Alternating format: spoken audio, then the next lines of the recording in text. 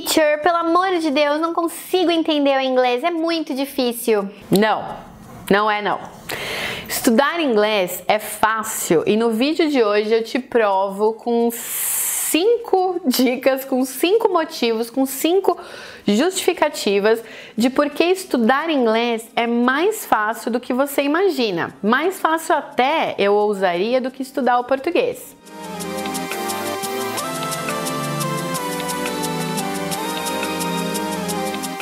Pois é, isso é uma coisa que todo aluno de inglês sofre, parece difícil. Eu já tenho até vídeos aqui no canal sobre você não desistir, continuar estudando, continuar aí no seu caminho desse processo, que não é um processo fácil, mas é um processo extremamente importante. Por que ele não é fácil? Porque a gente cria essas coisas na nossa cabeça. A gente põe umas ideias que às vezes a gente cisma e não é verdade. Sabe esses mitos? Todos os processos de aprender qualquer coisa têm esses mitos. E o inglês não seria diferente. Então é aquele mito do eu não consigo entender. Não, eu já sei que comigo o inglês não funciona. Eu sei que o inglês é muito difícil. E eu vou te dizer que estudar inglês é muito mais fácil. É muito mais fácil do que você imagina e é muito mais fácil até do que estudar o português. Vou te dar esses 5 motivos e se você tiver outros motivos, você coloca nos comentários. Se você concorda comigo, até se você discorda, vamos discutir aqui. Let's discuss o que a gente tá achando aí do inglês nos comentários desse vídeo. Então vamos para o motivo número 1. Motivo número 1 é o plural do inglês. É isso mesmo. O plural do inglês, ele é muito específico, ele é muito mais fácil de entender do que o plural do português, por exemplo. O plural no inglês só existe em substantivos. É isso mesmo, não tem plural de verbos. Então o verbo study, que é o verbo estudar, é eu estudo, eles estudam. Tá vendo? Tem o plural? Em inglês não. I study, they study. É o mesmo verbo, não tem plural nos verbos. Outra coisa que não tem plural no inglês são os adjetivos. Então se eu for falar assim, uma menina alta é a tall girl. Mas se forem 2 meninas altas, são two tall girls. Tá vendo que você só leva o plural lá no substantivo? Então você não precisa ficar pensando se vai S, se vai 2S, se vai ES. Não precisa conjugar, não precisa fazer essa transposição junto com o substantivo. E isso é muito fácil. Isso também serve para feminino e masculino. Não tem feminino e masculino de adjetivo. Não tem feminino e masculino de artigos. Quando você for falar uma ou um menino também é a boy, uma menina, a girl. Tá vendo que tudo é muito mais simplificado, é uma palavrinha que serve para tudo? Lógico, se você quiser ficar fazendo essa transposição do português, pode ficar difícil, mas se você realmente entender a palavra isoladamente dentro do contexto do inglês, é muito mais fácil e estudar inglês fica mais fácil assim. O motivo número 2, eu já falei um pouquinho na hora que a gente falou de plurais ou plural, é a conjugação dos verbos. A conjugação dos verbos do inglês é muito mais simplificada, não tem essa transposição de eu, tu, eles, nós, vós, eles, é tudo a mesma coisa. No máximo você vai colocar um Szinho no presente para falar I do, he does. É a única transformação que você vai ter. Então aquela coisa de pretérito imperfeito, subjuntivo do pretérito mais perfeito, futuro tudo em pretérito, não tem. Tudo isso vai ser resumido em, no máximo, 12 verbos, mas que a gente usa mesmo, você consegue falar muito bem com 4, 5 tempos verbais no máximo, para falar do presente, do passado e do futuro de uma maneira muito mais simples. Então, verbos são coisas que fazem o estudar do inglês ficar muito mais simples, acredita em mim.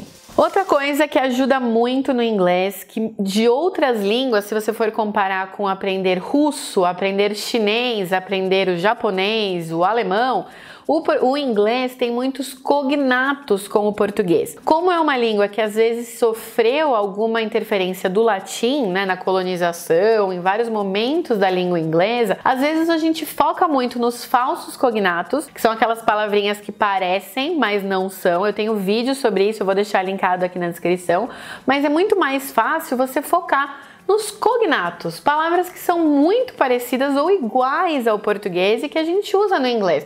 Olha como é mais fácil estudar inglês do que estudar, por exemplo, russo ou grego ou alemão até. Pensa na palavra chocolate em inglês. Chocolate, chocolate. Banana Intelligent. Olha quantas palavras são parecidas. Banana, inteligente. Tem uma lista muito maior de cognatos em inglês do que de falsos cognatos.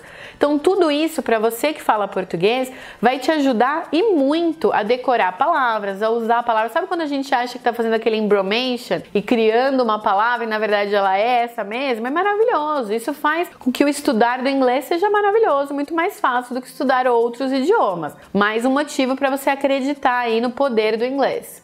O motivo número 4, eu falo direto aqui no canal e isso realmente ajuda demais, é que hoje em dia, pessoal, o inglês está em tudo. É no aplicativo, é na série do Netflix, é no vídeo do YouTube, é num podcast, qualquer configuração no seu trabalho, e-mails em inglês, negociações em inglês, o inglês está em tudo quanto é lugar. A gente usa palavras do inglês no português, tipo budget, tipo mindfulness, tipo mindset.